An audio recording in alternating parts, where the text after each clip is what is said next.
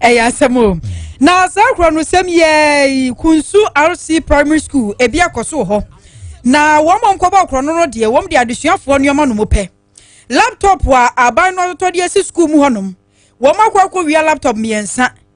desktop e ka ho nan wo mafa monitor won masesa keyboard no so kra no wo ma san kwa nya no wo mafa ma mouse no wo ma sa atanje sa kronfo ro mo chiro mo pa na wo ma fo mo so tempota mo so no wo ma bre ani ahomachi nya ize wo no ma bre pa se ne yese ne fata yensem tro ne Ebeneza wusu ansan ekọ ho na no pai woto yen krase afi etwa mu no na abrantia ye friend Tofik wone ne namfo bi no etimi ko bowura RC Primary School a ewo Kunsu etimi ko wi a wo mu laptop so eno achi nso so anso ho a omu sa ato aso ekọ Kunsu DA Primary School B ehon so ekọ wi a wo mu so computers a wo mu edis computers ni nyina etu pian fa ejan wa abra mpanifo ye o madwense nkomo kwa kope o mache wo akwakoche wo mu na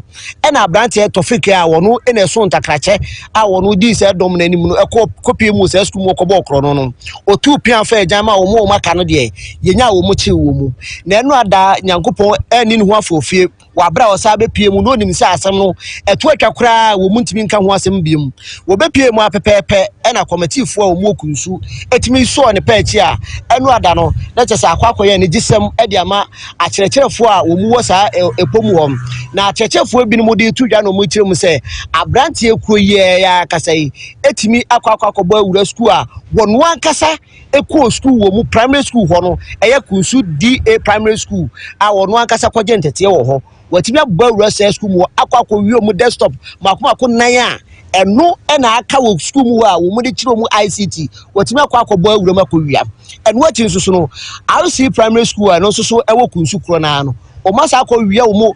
laptops bako miensa e de atupia fa ejan eti ya che ne de enije na aba wo manfo bi mu asetenam wo Kunsu wo committee fo che no mu se abrantie yi nipa bonesem ene wadi pa no eno nti e kan ho bi ma wo mu de computers bi eswa no e de ne nam Kunsu kro nua no montin mu e ma wo mu de shato no so sem odu ba bia na won san kase wonu ene ko wi asala computers ne laptops a eyira wo Kunsu RC ena afensu Kunsu DA Primary School B eho enti committee fo di na chi de ne nam kro mu saa ma obi ehuru se anokasam wona akwakodi sa nyamra nsem no eno acho mu wie ya pepepe no ene omudi na dane ama posi form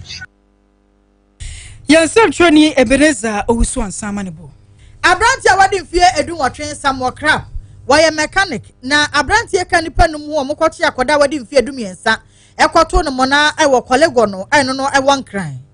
meka said ye na kwakodina koto e makwadu edi boni nyina wade atum apachewo se koto no beti anase ye de no ebe kwakotum no yamani boni ka chire abna asarwa ene kopie koto wono ma moma yentie ene day Accra Circuit Court no akwa setena ahye se oba abrantie ani de Samuel Cramp a wadi mfinhia no edun wotwe enkoto afiase mfinhia nson na wonya adwumaden na omfirimu fia enya de obebo ne tirim ne nanfofo akwakwatu abaya bia emona bi ansa na Her Lordship Mrs. Christiana Khan ABC say gina yen kwadu bofo Chief Inspector Kofi Atimbele edito court anim say wabusumi ni de tosu dunan a na ya dofo da na obi ya ne dofo agina ni no obi obi papa no abrantie Samuel ni ne nanfofo de wobo wontirim po ekwoche abayo bi ebehye wonde ma enipa num a na waka Samuel homa wo yensian enyina hya abaye ene ne dai nipa num a na waka Samuel no hu edin ni Lord Krote Pascal nana ena bam emu miensa ni abaye eda no pa a emu mienu so esane ne beda awia wa abra ekwa anwumre mu na ansa na woja abaye amana kɔ no fie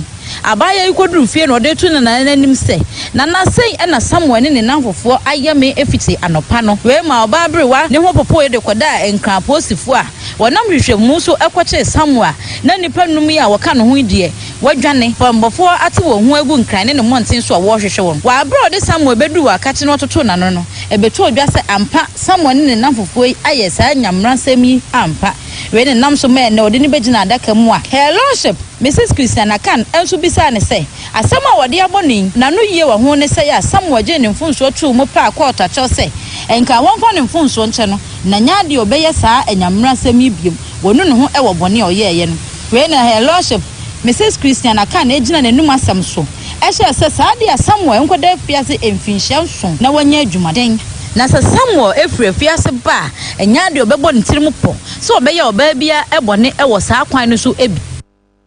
Yamani boni ka chire abna